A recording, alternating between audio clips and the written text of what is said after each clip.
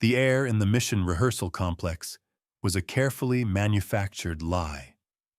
It was chilled to a precise 68 degrees Fahrenheit, a temperature calculated to keep the sprawling server farms from melting under the strain of rendering entire worlds in photorealistic detail. It smelled of ozone, the sharp, clean scent of high-voltage electronics, layered over the faint, greasy aroma of microwaved burritos, and the bitter tang of coffee brewed hours ago and left to stew on a hot plate. Everything was designed for function over comfort, a sterile environment where the chaos of aerial combat could be simulated, dissected, and mastered. Yet, for all its technological sterility, the room vibrated with a very human, very primal energy. The unsubtle arrogance of elite fighter pilots. They were the modern-day knights, and this was their digital armory, a place where they honed their deadly craft in the unblinking glare of fluorescent lights and liquid crystal displays. The low, constant hum of the facility was the baseline soundtrack to their swagger, a noise so pervasive it was only noticeable when it stopped. At the center of this world, holding court without a throne, was Commander Jax Malloy. His call sign, Viper, was stitched in aggressive red thread on the breast of his flight suit, just above a constellation of mission patches that told a story of deployments to places most people only saw in news reports. Malloy was a man sculpted by the centrifuge and the cockpit. His face was a mask of premature lines etched by sun and G-forces, his posture a ramrod declaration of his place in the naval aviation hierarchy. He moved with an economy of motion that bordered on aggression, his boots clanging on the raised metal flooring with an authority that brooked no argument. He was the squadron leader, the apex predator in this closed ecosystem, and his confidence radiated from him like heat from a furnace, warming those he favored and scorching those he did not. His audience, a half-dozen younger pilots, orbited him like eager moons, their expressions a mixture of admiration and aspiration. They laughed too loudly at his jokes and nodded too vigorously at his pronouncements, each of them hoping a little of his golden aura would rub off on them. She was the anomaly. In this room of carefully cultivated military bearing and olive-drab uniformity, she was a quiet island of civilian gray. Her name, according to the visitor's badge clipped almost apologetically to the pocket of her simple trousers, was Dr. Eris Thorne. She did not wear a flight suit. She wore sensible shoes, a plain blouse, and a cardigan that seemed entirely out of place amidst the fire-retardant Nomex. She was of average height and build, with hair pulled back in a simple, functional knot that exposed a face devoid of makeup and marked by a profound, almost unnerving stillness. She sat on a stool in the corner, a tablet resting on her lap, her eyes scanning lines of code that scrolled past with hypnotic speed. She was observing, cataloging, her presence as unobtrusive as a piece of diagnostic equipment. To the pilots, she was less than a ghost. She was a piece of the background, a bureaucratic necessity, a pencil pusher sent from some forgotten sub-department of the Pentagon to verify a software patch or update a user manual. Her silence was not seen as disciplined or professional. It was interpreted as timidity, her stillness as weakness. Malloy, in the full flower of his post-briefing arrogance, finally noticed her. It was less a discovery and more of an acquisition of a new target.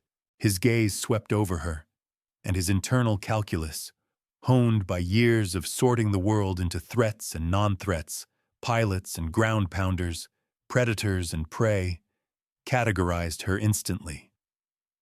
She was a non-entity, an obstacle of paperwork and procedure, and in his current mood, she was an opportunity to perform for his acolytes, to reinforce his own legend by demonstrating the vast, unbridgeable gulf between those who do and those who merely watch. He sauntered over, the deliberate clang of his boots announcing his approach. His shadow fell over her tablet, a sudden eclipse of the screen's pale light. She did not look up, not immediately. Her finger continued to trace a line of code, her focus absolute. This, in itself, was a minor affront to Commander Malloy's universe. People looked up when he approached. He was a gravity well of rank and reputation. One could not simply ignore his presence. "But, Doctor," he began, drawing the word out, infusing it with a delicate, condescending drawl. It was a title, but he used it like a label for something fragile and esoteric, something that would shatter outside of a laboratory. "Enjoying the show? Hope we're not too loud for you."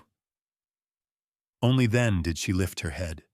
Her eyes were a cool, dispassionate gray, the color of a winter sky over the ocean. They held no fear, no deference, no anger. They were simply observant. It was like being studied by a piece of advanced sensor equipment. "I am monitoring the haptic feedback integration with the new atmospheric data packet. The noise is within acceptable parameters, Commander." Her voice was as plain as her clothes, a clear, level monotone that carried no emotional freight. The technical precision of her reply was a swing and a miss for Malloy's intended banter. It was like trying to banter with a speaking clock. The younger pilots behind him snickered, sensing the beginning of a familiar ritual. Viper cornering some hapless civilian or junior officer. "Haptic feedback," Malloy repeated, a smirk playing on his lips. He turned to his audience. "You hear that, boys? She's checking our haptic feedback. Sounds important." He turned back to her, leaning in, invading her personal space. The smell of stale coffee on his breath was a minor assault. "Let me tell you something about feedback, Doctor. You can't learn what it's like to pull 9 Gs with the sun in your eyes and a bogey on your 6 from a line of code. You can't understand the data packet of having your jet scream at you that it's about to fall out of the sky.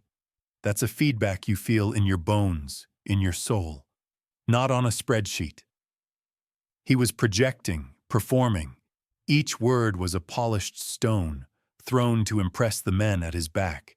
He was defining his territory, establishing the primacy of visceral experience over sterile intellectualism. He was defending the priesthood of the cockpit from the heresy of the algorithm. Thorne's expression did not change. There was no flicker of irritation, no defensive stiffening. It was this absolute lack of reaction that was so infuriating. She was a lioness allowing a jackal to dance at the edge of its kill radius, utterly unconcerned by its yapping. "My objective is not to feel what you feel, Commander. My objective is to ensure the simulator's replication of aerodynamic stress on the airframe is accurate to within 0.01% of real-world flight data. Your feelings, while no doubt compelling, are not a quantifiable metric." The clinical rebuff, the complete dismissal of his soul of the pilot monologue in favor of decimal points, was a splash of cold water. A few of the younger pilots coughed to cover their laughter. Malloy's face tightened. The performance was not going as planned. The target was not behaving as expected. He needed to escalate, to force a reaction, to prove that his world was superior to hers.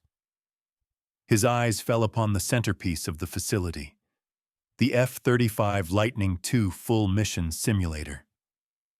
It was a perfect, $1 million replica of the real cockpit, encapsulated in a domed sphere onto which the world was projected.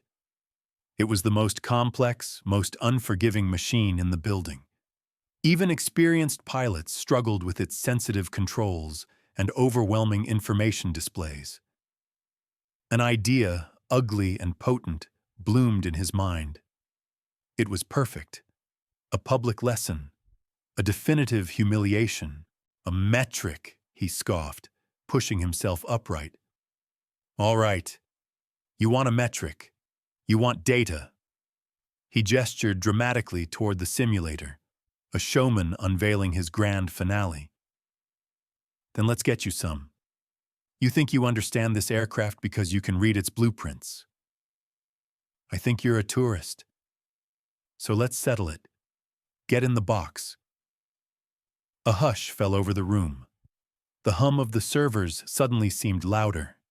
This was a significant escalation.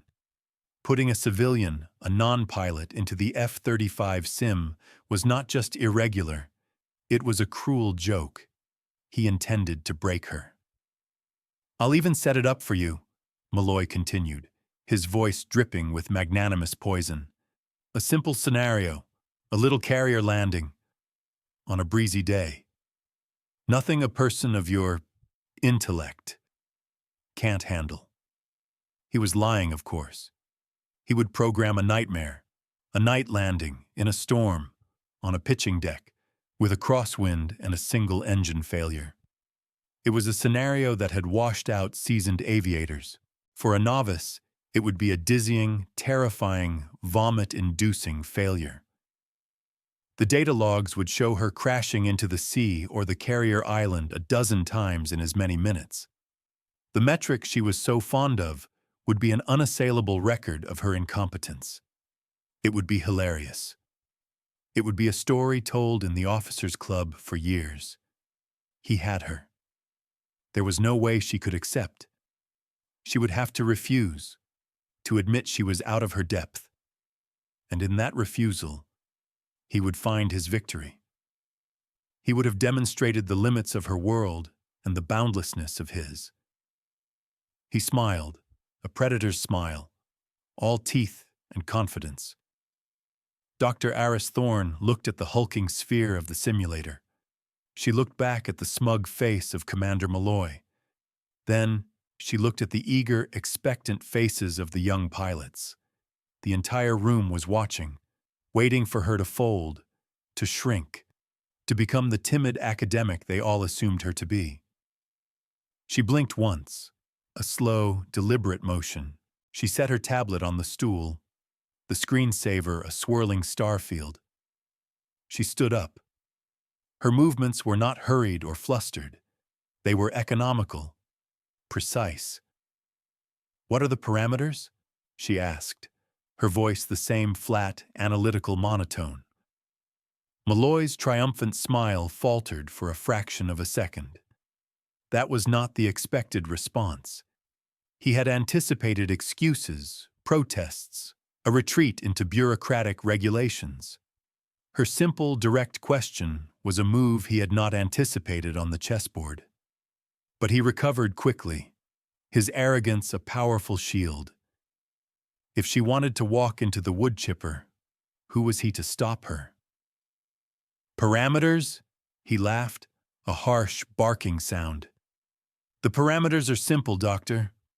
Get the bird on the boat. That's it.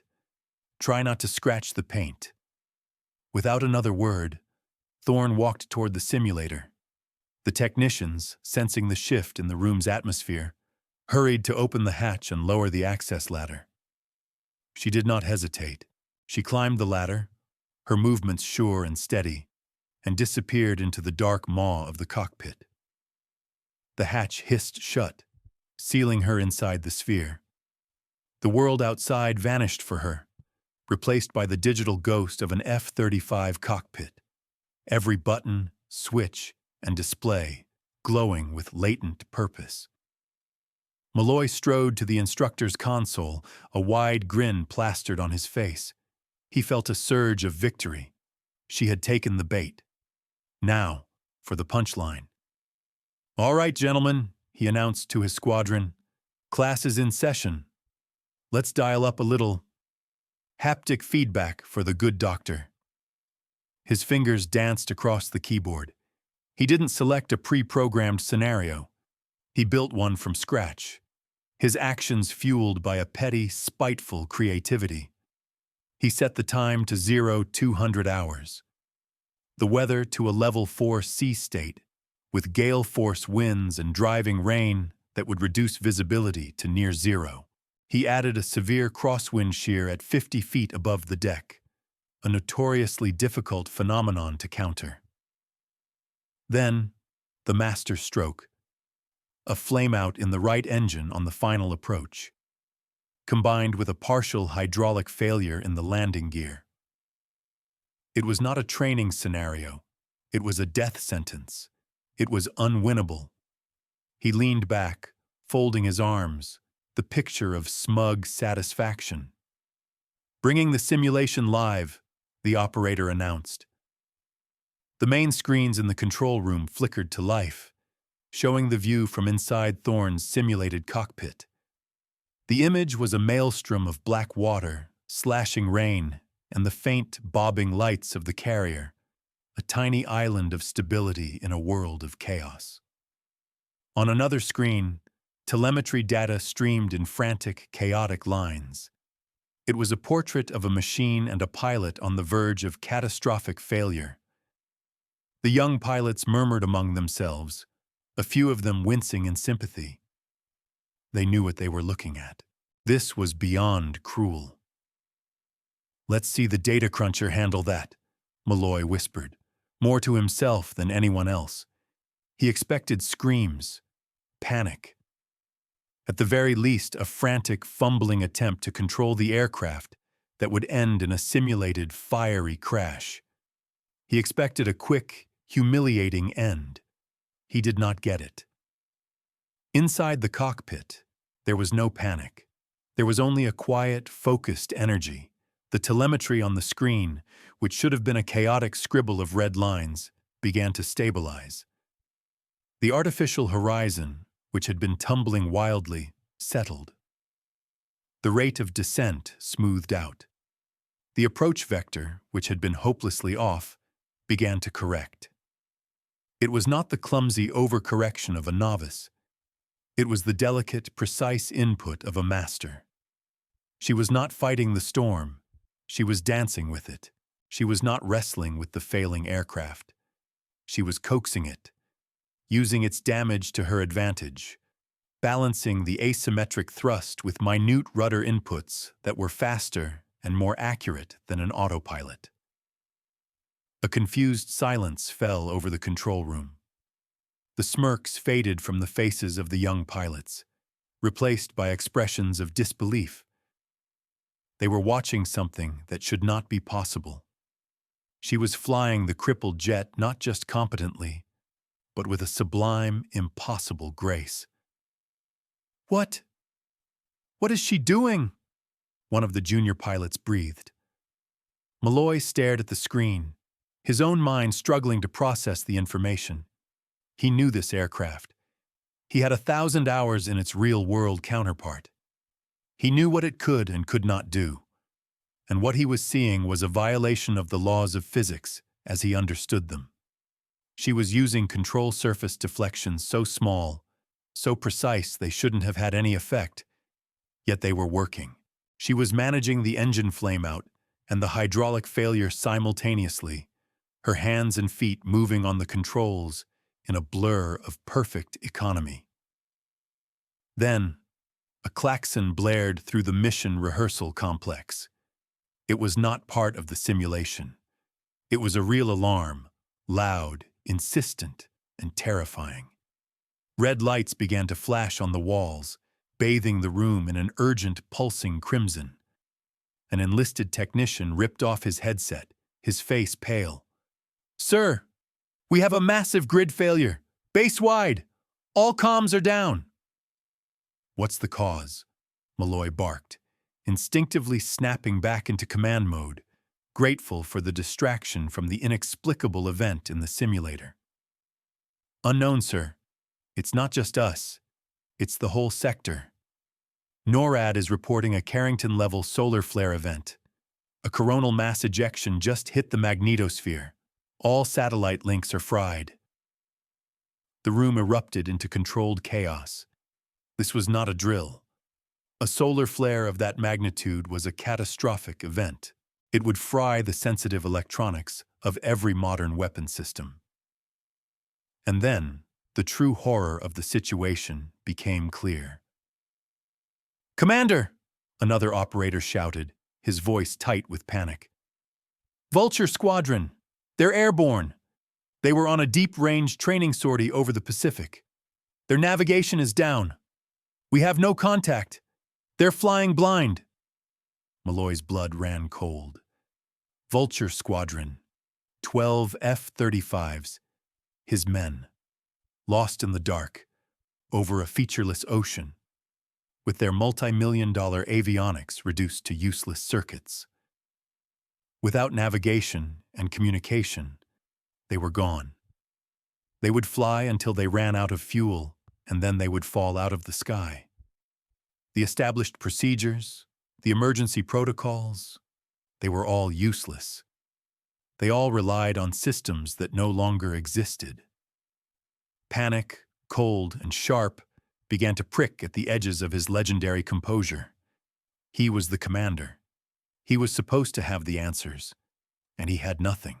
The room looked to him, and for the first time in his career, he was as lost as his pilots. It was then that a new voice cut through the rising panic. It was calm, it was clear, and it was coming from the simulator's speakers. "Control, this is Astra.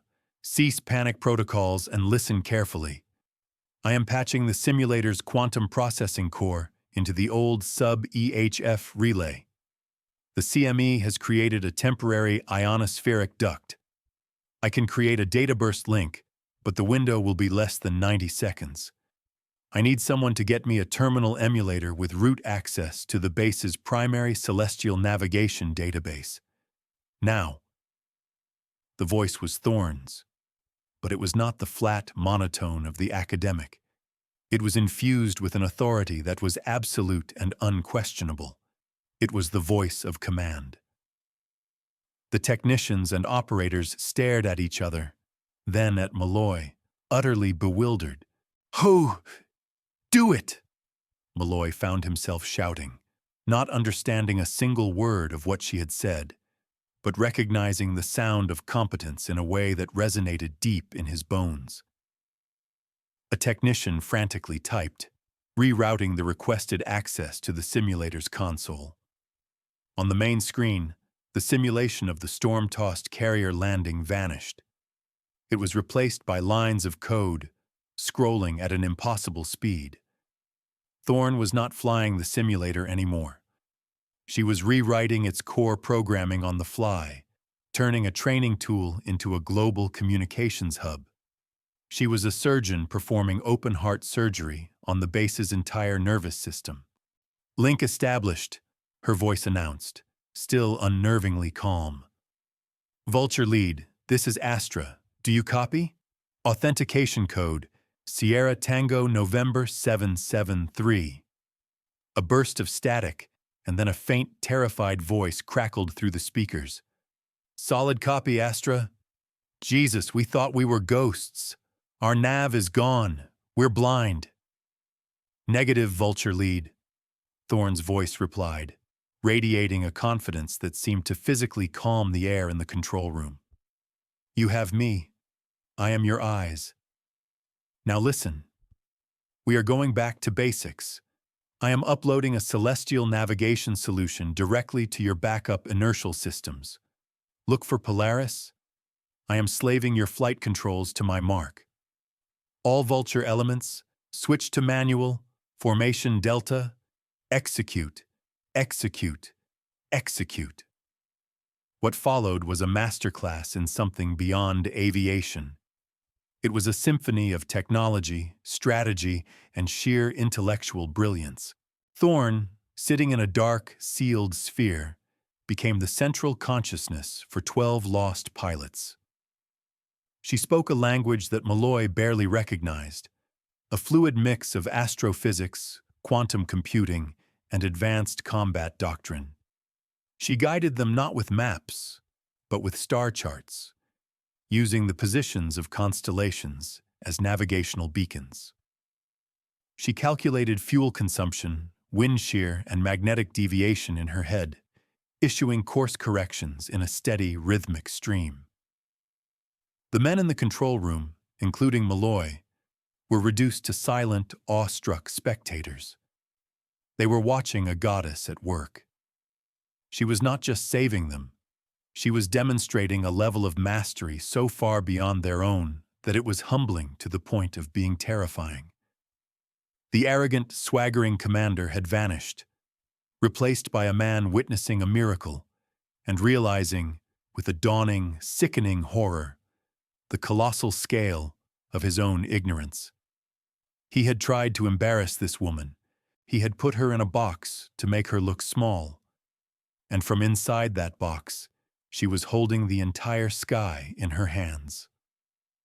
The doors to the control room burst open, and General Marcus Vance, the base commander, stormed in, his face a thundercloud of controlled fury. Vance was a man whose face looked like it had been carved from naval tradition itself, a 4-star officer who had commanded battle groups and advised presidents. His presence instantly sucked all the remaining air out of the room. "What in God's name is going on here?" he boomed, his voice a gravelly roar that could strip paint. "I have half the Pacific Fleet screaming that their systems are fried, and the only signal I can get is an unauthorized, encrypted burst originating from this building. Who is broadcasting on the Astra channel?" The Astra channel. The name meant nothing to Malloy, but to the general it was clearly a name of immense significance. Every operator and technician froze. No one dared to speak. All eyes, including the general's, were drawn to the main screen, where lines of Thorne's code were still scrolling, and to the speakers, from which her calm, authoritative voice continued to guide the lost squadron. "Vulture 7, your angle of attack is too steep. Correct to 4.5 degrees. Watch for icing above 10,000. We need to conserve fuel."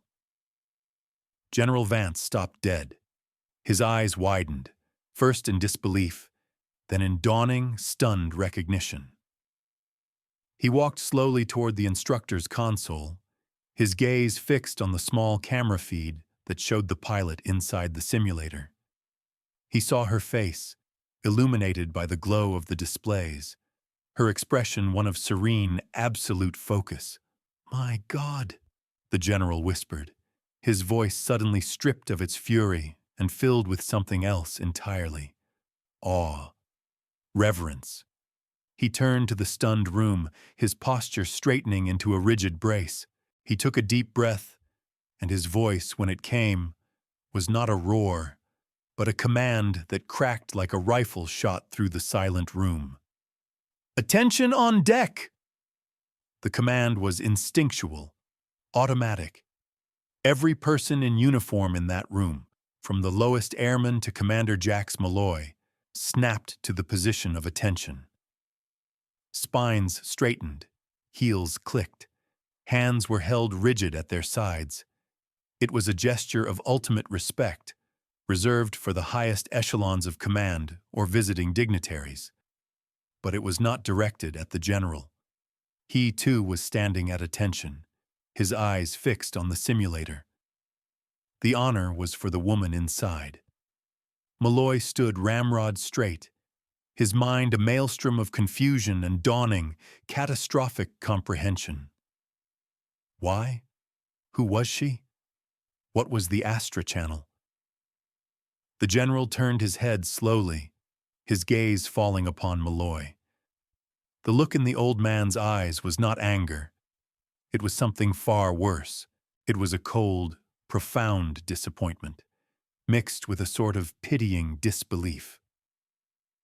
"Commander," General Vance said, his voice dangerously quiet, "do you have any idea who you just put in that box?" Malloy could only shake his head, the motion barely perceptible. "That," the general said, his voice dropping to a reverent whisper that carried to every corner of the silent room, "is Dr. Aris Thorne. She is the chief architect of the F-35's entire avionics suite. She designed the sensor fusion, the combat AI, the navigation systems, and the very software you use to fly. The impossible scenario you programmed for her? She wrote that code. It's called Thorne's Needle, and it's a diagnostic baseline test. We use it to calibrate the machines. He paused, letting the weight of his words settle like a physical blow. The Astra Channel is a deep space, quantum-entangled communications network she designed for strategic command. It's a theoretical system that shouldn't even be operational for another decade. She is, for all intents and purposes, the single most important civilian asset in the entire Department of Defense. She holds a strategic equivalency rank that makes my 4 stars look like a parking pass. The general's words descended on Jax Malloy not as an explanation, but as a judgment. The floor beneath his feet seemed to drop away. The carefully constructed reality of his world, built on the bedrock of his own superiority, had just been vaporized. He had not just insulted a civilian analyst. He had picked a fight with the very God who had created his machine. His attempt at a petty humiliation had, in the face of a genuine crisis, revealed itself to be an act of staggering, world-ending stupidity. He felt a profound, hollowing shame that was so complete it was almost a physical sensation, a cold void opening in his chest.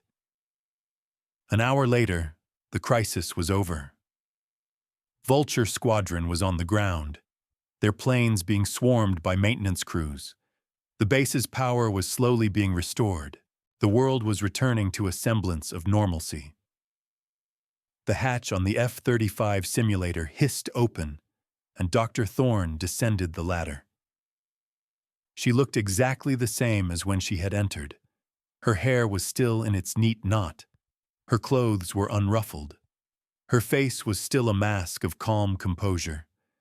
The only difference was that now, the entire population of the mission rehearsal complex stood in silent, reverent attention as she walked. They parted before her like the Red Sea before Moses. She walked directly to Malloy, who stood frozen in place, a statue of his own disgrace. She stopped a few feet from him. Her gray eyes were not angry, they were not triumphant. They were, as always, analytical. She was studying him, diagnosing him, like a flaw in a piece of code. "Commander," she said, her voice back to its quiet, level tone. "Your behavior today was not merely unprofessional. It was a critical, tactical failure. Your prejudice against a perceived non-combatant, your ego-driven need to assert dominance, created a single point of failure in a crisis. You had an asset at your disposal that could have solved the problem in seconds, but you were blind to it because it did not fit your preconceived notions of what a warrior looks like." She did not raise her voice. She did not need to. Every word was a perfectly calibrated strike, dismantling his pride, his career, his very identity, piece by piece. "In a real combat scenario," she continued, "your ignorance would have cost the lives of 12 pilots and the loss of over $1 billion in military hardware. You would not be reprimanded. You would be erased." Malloy could not speak. He could only stand there and take it. He had never been spoken to this way in his life. He had been dressed down by admirals, but this was different. This was not a superior officer correcting a subordinate. This was a creator telling its flawed creation the nature of its errors. General Vance stepped forward. "Dr. Thorne, whatever disciplinary action you deem appropriate for Commander Malloy, I will sign off on it personally. Court-martial if you wish." Thorne held up a hand, a small, simple gesture that nonetheless stopped the 4-star general in his tracks. "That will not be necessary, General. A court-martial would be inefficient. It would teach him nothing but fear." My field is education, and the commander is in need of a remedial course. She turned her gaze back to Malloy. Commander, your new assignment is effective immediately. You are relieved of your command of Vulture Squadron. You are reassigned as my new executive aide.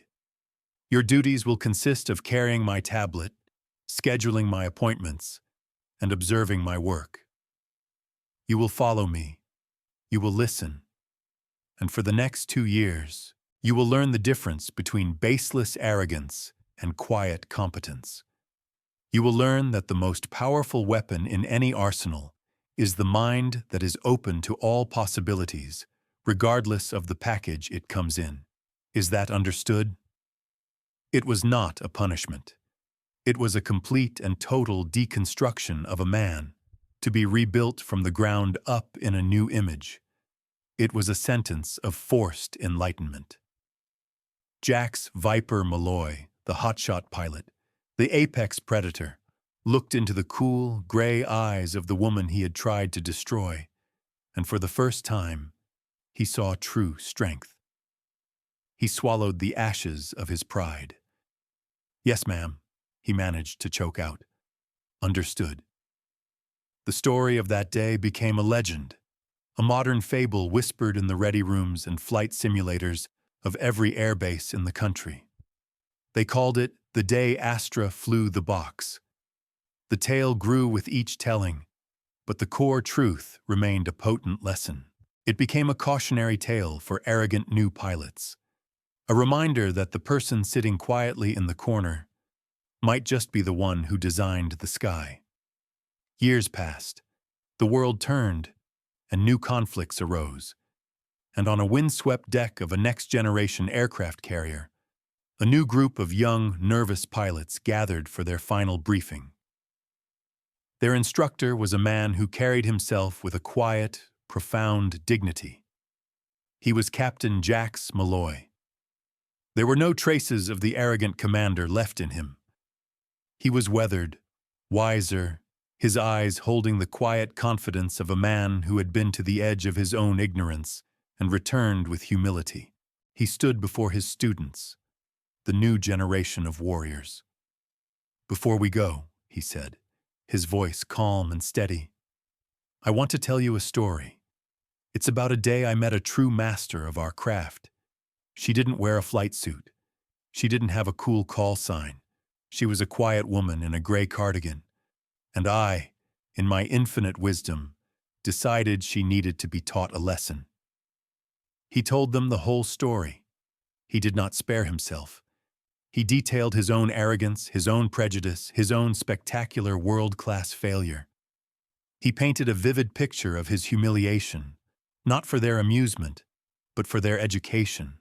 I thought the cockpit was the center of the universe," he concluded, his gaze sweeping over the young, impressionable faces. "I was wrong. The cockpit, the jet, the uniform, these are just tools. They are meaningless without the intellect to guide them, the discipline to control them, and the humility to understand their limits. True strength, the kind that wins wars and saves lives, is not loud. It does not need to boast. True strength is quiet. It is competent. It is the person who has done the work, who has mastered the details, and who does not need to prove anything to anyone. Your greatest asset will never be the plane you fly. It will be your ability to recognize true strength, no matter what form it takes. Never, ever judge the book by its cover. Now go out there and be better than I was." And so, the lesson was passed on. The arrogant commander was gone, transformed into a wise teacher. His greatest failure had become his most enduring success. He had, at last, learned the lesson that Dr. Aris Thorne had set out to teach him. It is a fundamental truth, not just of the military, but of life itself. That substance will always, in the end, triumph over style. That action is always more potent than words. And that the quietest person in the room is often the most powerful. Their silence not a sign of weakness, but the calm, patient confidence of a master who has no need to announce their presence. For their work, when the time comes, will speak for itself with the force of a thunderclap.